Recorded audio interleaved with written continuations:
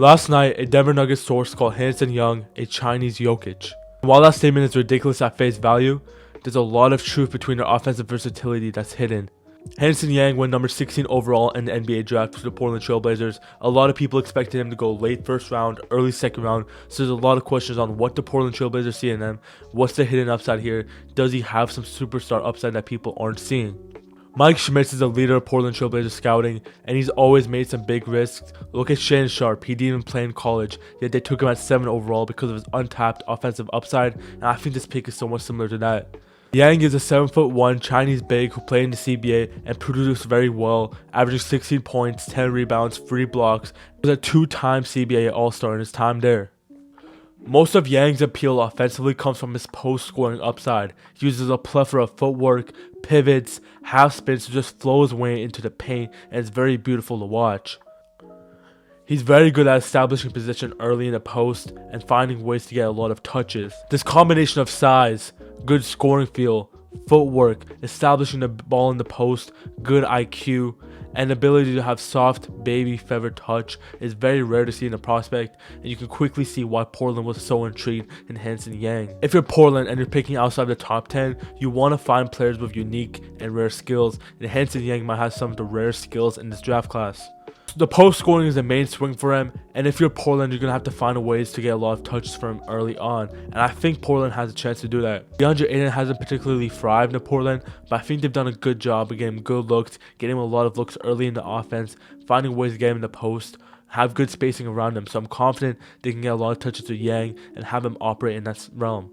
This reminds me a lot of Alperen Sengun. In his first 2 years in the NBA, Steven Silas did not do a good job at establishing spacing, good job of getting a lot of touches, but when Ime Udoka came in, Sengun got a lot more touches, a lot more minutes, and a lot more freedom in the post. So I think Portland will need to give him a lot of freedom to learn and explore the NBA defenders early on. The main thing with Yang's post scoring in the CBA is that obviously the defenders there are weaker, they're smaller, and they're not as athletic, but I also think there's a trade-off. Yang's CBA team was not very good offensively, they had poor spacing, and he was always playing through help and playing through multiple defenders. So despite not playing for the most athletic guys, he was always playing in crowds, he's playing for 2 or 3 guys, so he's used to scoring through help, and I think improved NBA spacing will also help his post scoring. Now the one thing about Portland is they don't have many great guard passers. Scoot Henderson's one of them, but he's still pretty raw. Shane Sharp is obviously not that. Denny Avdia has some guard skills, so they're going to have some guys who can get the ball to him in good positions, advantageous positions to score in the post. But for the most part, I like his upside there.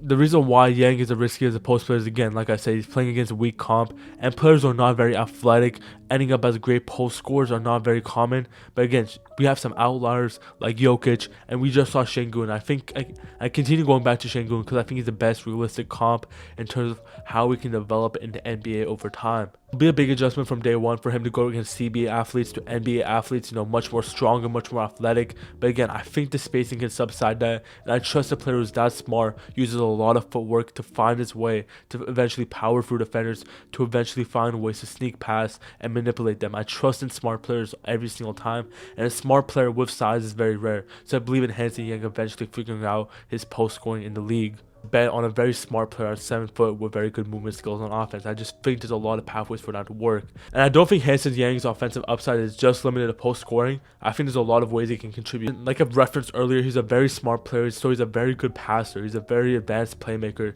even though he can make some mistakes at times. Manipulating defenders, shifting his eyes. So he has a lot of advanced skills that you don't really see from a 19-year-old big man. When he's not in the post or on the ball initially, his roll gravity is so important to the offense. In the CBA, he was obviously played at such an aggressive level because he was one of the best offensive threats there, but every single time he got into pick and roll in the CBA, defenders were very aggressive against him because he was so good against that competition. But every time in the pick and roll, teams are aggressive, sticking onto him because they don't want him to catch the ball, because he's very skilled and he's also a very good decision maker. And I think the same thing will happen in the NBA. You don't want to let a tall player who can be 7 feet tall and potentially take a few dribbles, score over the low man who's usually a smaller defender, or make that extra pass. Good short roll passing skills, which is one of the biggest skills in the NBA today. Offside the pick and roll, once you get the ball in the middle of the floor, can you make a quick decision? Can you do something in the middle of the floor? And I think he definitely can do that, especially if he adds a push shot or mid-range shot down the line. And I think his touch indicators do indicate that's possible. He'll often make snappy reads to the corner. He'll make interior passes. And I think next to a Denny Avdia type, who's a very advanced pick and roll ball handler, I think it can be a perfect combination. And I think you're seeing the best offensive option in Portland long term. He shows a dribble handoff big. He's very good at resetting possessions. He's very good at moving out of those dribble handoffs. So you see some potential. Maybe you're seeing a lot of offensive versatility with him. He can play in the dribble handoff. He can play in the short roll. He can play in the post. And again, this is why he's such a unique big prospect. And this is why Portland took him so high. Another one of his swinging skills is his shooting. He shot 26% from free, 70% from the line. So pretty solid indicators for a 7'1" guy. Obviously not a good shooter yet. And I compared to Şengün, he didn't have the best touch indicators, but because he has soft touch, he can eventually develop that mid-range shot or a push shot in the middle of the floor. And you don't want Yang to become a three-point shooter. That's not the main thing. The thing is you want him to be a good over-the-top mid-range shooter, be a player who's a threat at the middle of the floor, to take that push shot, to put some pressure on the defense other than just at the rim. If Yang can add the push shot, his offensive volume can diversify so much. Basically, that he's not putting himself in the box. He's expanding his limits. He's constantly trying new things, and I think that's very fun in terms of his theoretical upside long term. The main concern with Yang is his rebounding and defense. First of all, his rebounding. I don't think he had a great motor there. I think that's another one of his concerns. Does he have one of his other concerns? Does he have a good enough motor defensively to really run these heavy minutes, to really do stuff defensively? In Summer League, he looked pretty weak on the boards when he played here last year. Maybe he looks a little better. Maybe when he's playing less in an offensive role, he can put more effort defensively. But it's very interesting to see his limitations right there. Defensively is a big question. I just don't know where he really works.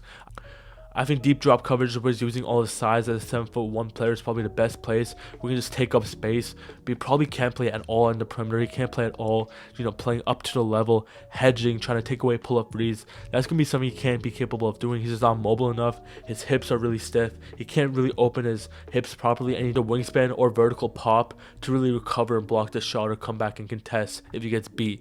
So he really just has to play as a deep drop coverage big. I think he can be capable. He's a very smart player. He has very good hands, very good instincts. Again, similar to Jokic or Şengün, that's how they become passable defensively, by just using their IQ and positioning. So if he can generate enough steals, if he can be a competent drop big, I think that's enough for you. But again, that's probably the one place where this could go really bad for him. It could become an Enes Kanter type of situation where no matter how good offensively he is, you really just can't play him because he's not playable in the pick and roll. Overall, watching Yang for a few hours today, I was really impressed by his level of creativity, his level of touch offensively. I'm really excited to see how this type of player works in the NBA. I think it teaches us a lot as NBA evaluators from the couch on how prospects work in the NBA. What you should pay attention to when evaluating prospects is a very unique player, and I love watching these unique players. I love when teams take these risks. So Joe Cronin is a lot on the line here. Obviously, taking a player who's projected early second round at number 16, that's a risky move. But I do like the guts, and I think he has a ceiling to make this pick very special in the future. Portland's kind of weird. You have multiple bigs already. You have Donovan Clingan, number 7 pick last year, DeAndre Ayton, who you're paying $30 million, and even Robert Williams, who I expect to be gone, but still he's another big. So I don't really know how they plan to play him. Is he going to play year one? I don't really know. But apparently there's concerns about Donovan Clingan's motor and how long he can play. So I don't think him and Yang overlapping is that big of a concern. But again, this is going to be very interesting. Now you have one dominant rim protector in Clingan. Now you have a potential dominant offensive player in Yang. So very interesting dynamic here. Very interesting philosophy about Portland. I think this is very similar to Shannon Sharp pick with a swinging high, trying to do something risky. I'm going to do a lot more draft content over the next few days, so please, again, subscribe. I'll comment any suggestions on what players you want to see next. I'll probably do a few more today, a few more over the next few weeks as we get closer to Summer League. Again, extremely excited for this player, extremely happy that you guys listened all the way. I appreciate you guys for listening. Thank you.